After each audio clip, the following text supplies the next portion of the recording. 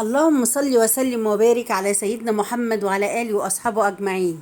يا مساء الفل والأنوار على كل متابعيني وحبايبي، ربنا يسعد أيامكم ويسعد حياتكم إن شاء الله. إيه رأيكم إيه بقى في طاجن اللحمة بالبصل ده؟ حاجة كده في القلب يا جماعة، أقسم بالله تحفة، حاجة قمر. كانت طعمه وريحة وريحتها كانت جايبة لآخر الشارع، حاجة في منتهى الجمال. خليكي معايا الفيديو للآخر وانت هتتفرجي على الطريقة ازاي سهلة وبسيطة ومفيهاش أي افتكاسات، وادينا بنجدد لولادنا.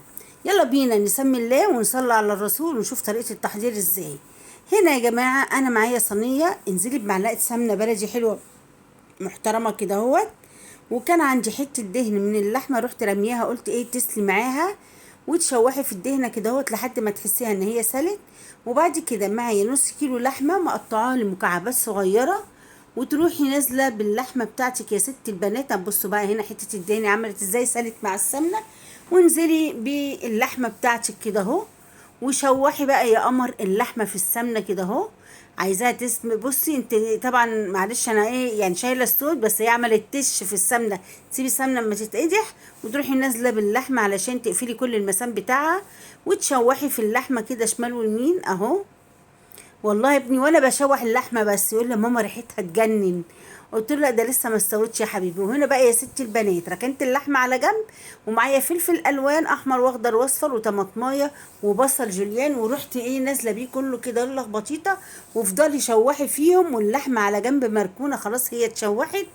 وافضلي قلبي لحد ما تلاقي الخضار بتاعك مع البصل دوت دبل معاكي كده اهوت، وتفضلي تشتغلي شمال ويمين كده اهو لحد ما ايه ما يدبل. يلا يا ستي البنات سمعيني الصلاه على الرسول في الكومنتات عشان ينوبني الثواب انا وانتي. اوعي تنسي الصلاه على النبي في الكومنتات، عليه افضل الصلاه والسلام. وكمان تقولي لي انت بتتابعيني منين يا ستي البنات، ربنا يسعد ايامكم كلها. هنا بقى البصله دبلت والخضار، رحت بقى ايه جايبه اللحمه معاها بقى، وقلبت كل اللخبطيطه دي في قلب بعض، اللحمه مع الخضار، وانزلي تقلبي يا ستي البنات فيها.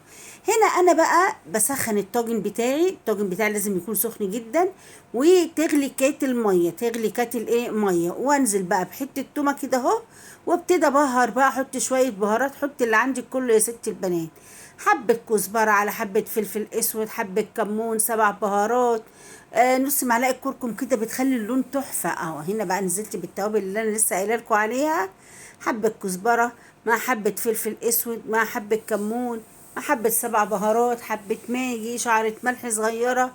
وانزلي بقى لخبطيطة في كل ده، وقلت لكم نص معلقة كركم يا جماعة بتخلي اللون تحفة، وكركم مفيد جدا كمان اهو. قلبي بقى كل ده يا ستي البنات في بعضه، كل التتبيله الجميله ديت. واوعي تنسي مثلا 4 5 فصوص توم كده تهرسيهم، او لو عندك توم مهروس وترميهم عليها. وهنا نزلت بمعلقتين ماجي ونص معلقه ملح كده علشان اللحمه ما تجرمش معايا، رغم انا عايزه اقول لكم اللحمه كانت دايبه دوب اللهم بارك. خلاص بقى كده. طيب بصوا بقى يا ستي البنات، انا عندي طاجن بتاعي سخنيه كويس جدا، اسخن الطاجن. وهنا هو بقى ايه قطعت بطاطسايه، وده اختياري مكعبات، عايزه تحطيها حطيها، مش عايزه براحتك. بس انا اولادي اللي طلبوها مني قالوا لي يا ماما قطعي بطاطسايه وارميها في قلبيها اهو. بعد كده يا ستي البنات سخني الطاجن بتاعك جدا، لازم الطاجن يبقى سخن يا جماعه وكل حاجه سخنه اهو. الطاجن اهو سخنته جامد. بعد كده هنزل بيه بالخضار بتاعي ده في قلب الطاجن اهو، انزلي في قلب الطاجن. وطبعا كاتل ميه سخنه بيغلي جنبك وتكون مجهزاه، وانزلي يا ستي البنات بالميه السخنه اللي بتغلي بقى على اللحمه والخضار كده اهو اهو، واديهم تقليبه اهو. وبعد كده اهو يا قمرايه انت وهي دخليه الفرن وادعيلي، كلي وادعيلي دعوه حلوه من قلبك، هو ده اللي انا عايزاه.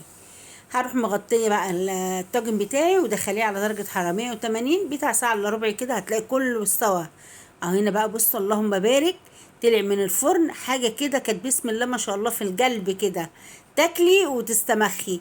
عايزه تغمسي بعيش غمسي، عايزه تعمليها جنب شويه رز ابيض اعملي. احنا بصراحه كنا عاملين رز ابيض، اللحمه عايزه اقول لك دايبه دوب اللهم بارك، كانت يعني طعمها حلو جدا وكانت مستويه.